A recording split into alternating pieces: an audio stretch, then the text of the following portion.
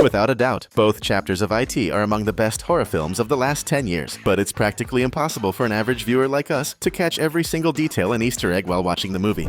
For example, we know that all the members of the Losers Club grew up and pursued their own careers. Bill, the leader of the club, became a writer and screenwriter, and we can say he really made it to the top since we see him walking onto a film set of one of the biggest movie studios in the world, Warner Brothers, which, by the way, was the company responsible for producing both IT films.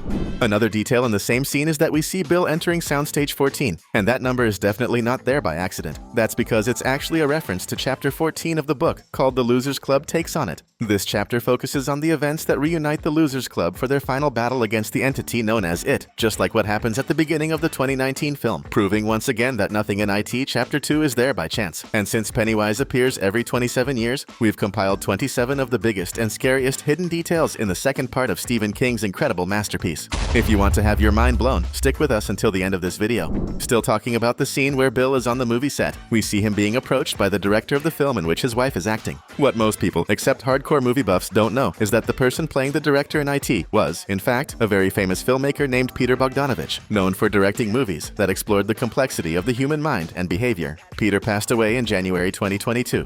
But it looks like Stephen King wasn't the only one behind the scenes who wanted to make an appearance in IT Chapter 2. In the scene where Eddie enters the pharmacy, we can also spot the film's director, Andy Muschietti, casually shopping for some medicine inside.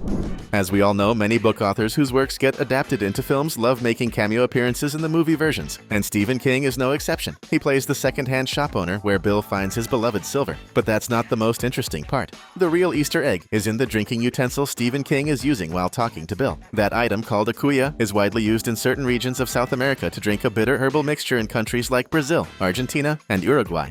In the utensil used by Stephen King, we can see a symbol that belongs to an Argentine soccer team called Independiente. The choice of this team, one of Argentina's biggest soccer clubs, is probably not random, as its fans themselves call the team Diablo Rojo, which translates to Red Devil. And let's not forget that when Bill leaves the store, he says that she was fast enough to be the devil. That directly connects to the soccer team, don't you think? But without a doubt, the main reason for choosing the South American soccer team's emblem is that the film's director, Andy Muschietti, is Argentine and a devoted fan of Independiente.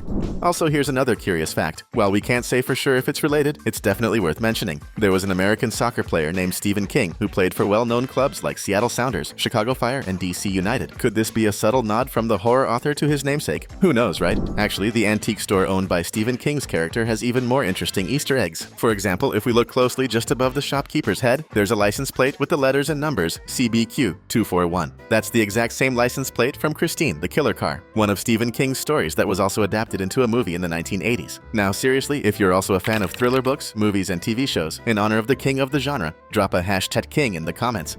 As we all know, the only member of the Losers Club who doesn't show up for the reunion is Stanley, who, terrified at the idea of facing Pennywise again, ends up taking his own life in the bathtub at home. But the Easter egg appears in the very first scene where we see Stanley. He's putting together a bird puzzle. This is a reference to the fact that, as a child, Stanley was an avid bird watcher, which we saw in the first movie.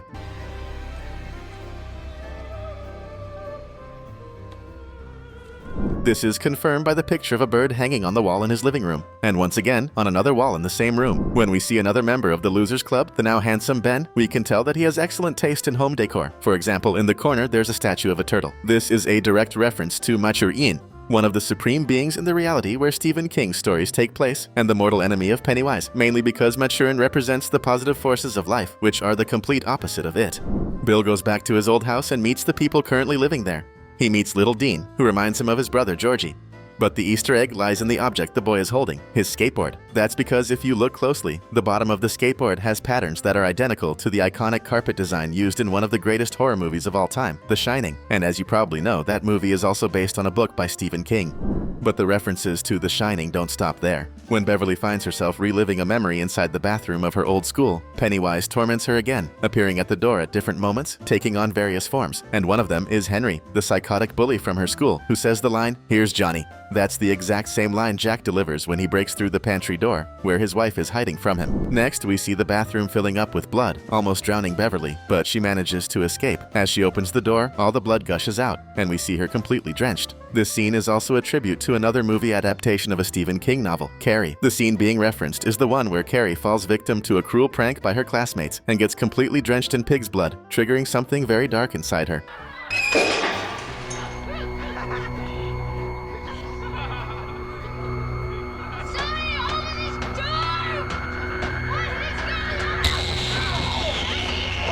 Trust me, important information now. Legend has it that the best way to avoid a visit from Pennywise is by clicking the subscribe button. Is it true? We don't know because we didn't take any chances. We subscribed right away. Besides external references, It Chapter 2 also has some internal ones. One of them happens at a particular moment in the film when we see Richie heading to the old, abandoned arcade, which, by the way, is a terrible idea if there's a killer clown trying to hunt you down. Anyway, when Richie sees his old favorite arcade machine, we can notice that right behind him, there's a poster for the movie You've Got Mail, starring Tom Hanks and Meg Ryan. What's interesting is that at the beginning of the film, one of the guys being chased by a gang for being gay makes a joke about the leader, saying his hair looks just like Meg Ryan's. That's what makes this an internal reference.